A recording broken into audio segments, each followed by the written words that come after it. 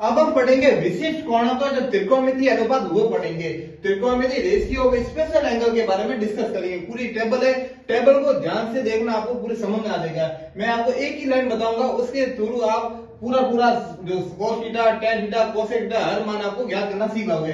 Video ध्यान से देखो एक बार। सबसे पहले यहाँ पर क्या लिखो, जीरो, क्या लिखो, 0, 1, 2, 3 और 4 गिनती लिखी, 0 से लेकर 4 तक लिखा। कौन से 0 डिग्री, 30 डिग्री, 45 डिग्री, 60 डिग्री और 90 डिग्री में लिखना, ठीक है। और सभी के बट्टों, अपन भट्टे में क्या करो, 4 करो। इसके भी बट्टे में क्या करो, 4। इसके बट्टे में क्या करो, 4। इसके भी बट्टे में क्या करो, 4। और इसके बट्टों में 4। और सबको स्क्वायर रूट तो सबको आता है, तो सबका इसका वर्गमूल कर लो।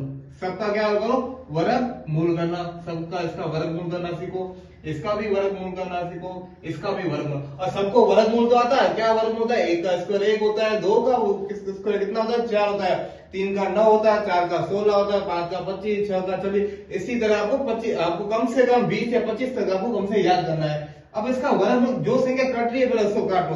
क्या इसमें जो संख्या कट रही है, इसमें नहीं कट रही है, इसमें भी नहीं कट रही है। क्या इसमें कट रही है, हाँ बिल्कुल। इसमें क्या कट रही है, 1/2। क्या 2 का भाग 2 में जाएगा 1 बार, 4 में कितने हो जाएगा, 2 बार। क्या 3/4 किस संख्या से कट रहा है, बिल्कुल नहीं कट रहा है। क्या 4 और 4 कट रहा है, बिल्कुल। किससे कट रहा है, 4 से कट रहा है। 4 में 4 का भाग देंगे 1 आएगा। ओके, फिर हम आगे बढ़ेंगे कि 0 का वर्गमूल क्या होता है। सर 0 का वर्गमूल क्या होता है, 0 होता है। 4 का वर्गमूल अभी मैंने बताया, 2 का स्क्वायर कितना होता है, 4। तो 4 का वर्गमूल कितना होता है, 2 होता है। इतना बात समझ में आया। फिर देखो 1 का वर्गमूल, 1 का स्क्वायर क्या होता है, 1 होता है, तो 1 लिखो।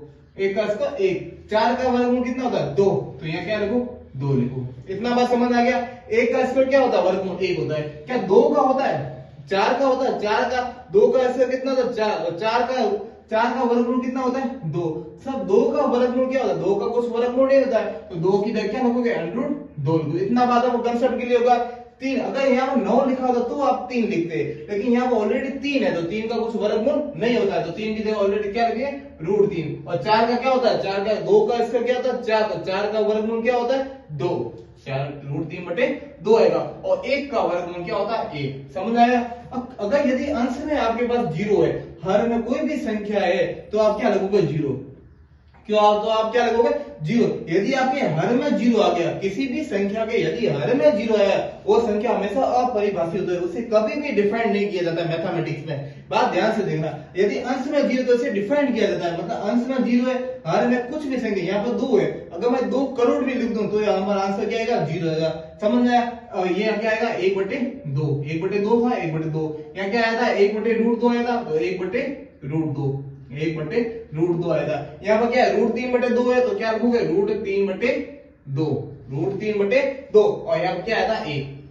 इतना आपको साइन थीटा की सीरीज आप समझ गए कि साइन 0 का मान कैसे निकाला, मैंने 30 डिग्री का मान कैसे निकाला, 60 का कैसे निकाला, 90 का कैसे निकाला, 45 का निकाला। इतना मान तो आप निकाल सीख गए। अब आगे बढ़ते हैं। कोसेक थीटा आपको सीरीज का मान निकालना पूछे, जो साइन थीटा के अभी आप जो मान सीखे हो, जस्ट उसका उल्टा कर लो। उल्टा मतलब जो लेफ्ट एंगल है वो राइट एंगल में चला जाएगा, जो राइट एंगल है वो लेफ्ट एंगल में चला जाएगा।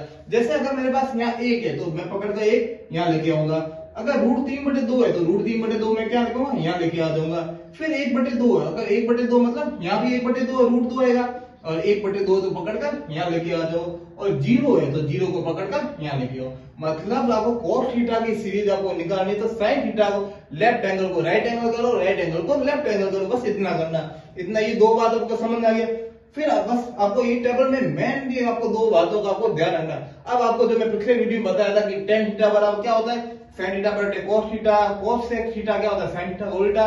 बस आपको छोटी छोटी चीजों का ध्यान रखना है। क्या रखना है, अभी मैंने tan थीटा, अभी आपको पता है tan थीटा बराबर क्या होता है, sin थीटा बटे cos थीटा। मतलब sin थीटा के एंगल में cos थीटा के एंगल में भाग दूंगा।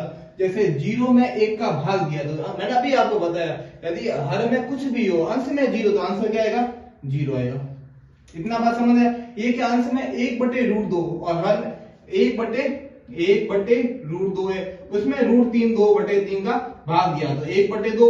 ये हर वाला का भाग में है, तो ऊपर जाएगा गुणा में, गुणा का मतलब उल्टा हो जाएगा। √3/2 है, तो क्या होगा, 2/√3 हो जाएगा। तो 1 से 1 गया, पीछे क्या, 1/√3, तो यहाँ पर क्या आएगा, 1/√3। 1/√3। इतना आपको क्लियर हो गया। फिर एक बटे रूट दो में एक बटे रूट दो का भाग दें। भाग क्यों दे, आपको पता तो है, क्योंकि किसका answer tan theta, tan theta क्या होता है साइन थीटा बटे कोट थीटा। तो एक बटे रूट दो में एक बटे रूट दो का भाग दिया, कितना हो जाएगा, एक हुआ। इतना समझ आया। फिर रूट तीन बटे दो क्या आएगा, रूट तीन बटे दो में मैं एक बटे दो का भाग दूंगा। मैंने अभी आपको बताया, तो हर में जो भाग वाले हैं वो ऊपर जाएंगे तो गुणे में आ जाएंगे, ऊपर आएगा गुणे में, गुणा आएगा ना तो ये क्या हो जाएगा, उल्टा हो जाएगा। क्या होगा, उल्टा। अब दो से दो कटता है तो पीछे क्या है, रूट तीन बटे एक, मतलब रूट तीन आएगा। तो यहाँ क्या लिखूंगा मैं, रूट तीन। यहाँ क्या लिखूंगा, रूट तीन। अब मैं एक में जीरो का भाग दिया। अभी मैंने बताया जब हर में आपके पास जीरो है तो मैथमेटिक्स में उससे कभी भी डिफाइन नहीं करते, कभी भी।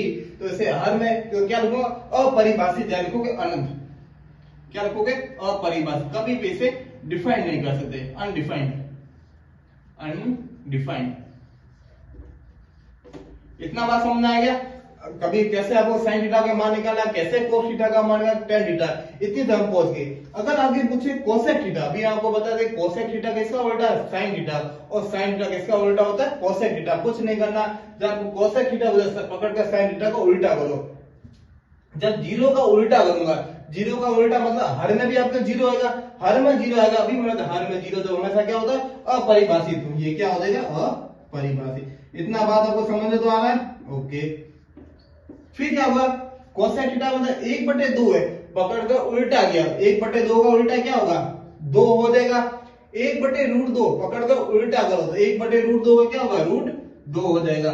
रूट तीन बटे दो पकड़ कर उल्टा करो, उल्टा मतलब दो ऊपर जाएगा, रूट तीन नीचे आ जाएगा। एक का उल्टा किया तो क्या आएगा, एक आएगा, एक आ जाएगा। इतना बात समझ आ गया। फिर बढ़ूंगा सेक थीटा। अभी मैंने बताया सेक थीटा क्या होता है, कोस थीटा क्या होता है, उल्टा होता है। कोस थीटा किसका होता है, सेक थीटा का उल्टा होता है। तो सेक थीटा में कोस थीटा में क्या है, एक है, और एक का उल्टा क्या होता है हमारे पास, सेक थीटा में क्या है, रूट तीन बटे दो। इसको पकड़कर उल्टा करो, क्या हो जाए, दो बटे रूट तीन, दो बटे रूट थ्री है। एक बटे रूट दो, इसको पकड़कर उल्टा करो तो क्या होगा, रूट दो हो जाएगा। एक बटे दो को पकड़ कर उल्टा गया तो क्या आएगा, दो हो जाएगा। मतलब ये दो ऊपर जाएगा, एक नीचे जाएगा, नीचे में एक। हर में आपके पास एक है, इसका कोई वैल्यू नहीं होती है। जीरो है, अभी मैंने बताया जीरो का उल्टा कर तो क्या होता है, अपरिभाषित, अपरिभाषित। सारी इजी है, सिंपल है। अभी तो आपको हार्ड लगेगी, बस आपको ये देखना आपको सिंपल लगेगी, कुछ नहीं करना। साइन थीटा का एक वैल्यू आपको निकालना है। फिर कोट थीटा, अभी मैंने बताया कोट थीटा क्या होता है, साइन, जो कोट थीटा होता है टेन थीटा को उल्टा है। अगर आप कोट, दो मेथड है, यदि कोट थीटा टेन थीटा को उल्टा भी कर सकते हैं, नहीं तो मैंने अभी आपको फॉर्मूला बताया कि कोट थीटा में से साइन थीटा का भाग दे दो, आपके आंसर तो भी आ जाएगा। नहीं तो आपको आपके पास टेन की वैल्यू बढ़े, इसको भी उल्टा करो। कोट थीटा टेन, जीरो है, जीरो का उल्टा क्या आएगा, अपरिभाषित। क्या आएगा, अपरिभाषित, अपरिभाषित। फिर एक बटे रूट तीन उल्टा करो तो क्या आएगा, रूट थ्री आएगा। उल्टा करो तो क्या आएगा, रूट थ्री। एक का उल्टा, फिर एक का उल्टा क्या होता है, एक होता है। मतलब कोट थीटा पूछे तो टेन थीटा का वो उल्टा करना है। रूट थ्री का उल्टा क्या होता है, एक बटे रूट थ्री, तो एक बटे रूट थ्री। अपरिभाषित, अपरिभाषित का उल्टा क्या होता है, जीरो, तो अपरिभाषित का उल्टा जीरो। आई होप ये टेबल आपको पूरा कंसेप्ट क्लियर समझ में आया होगा।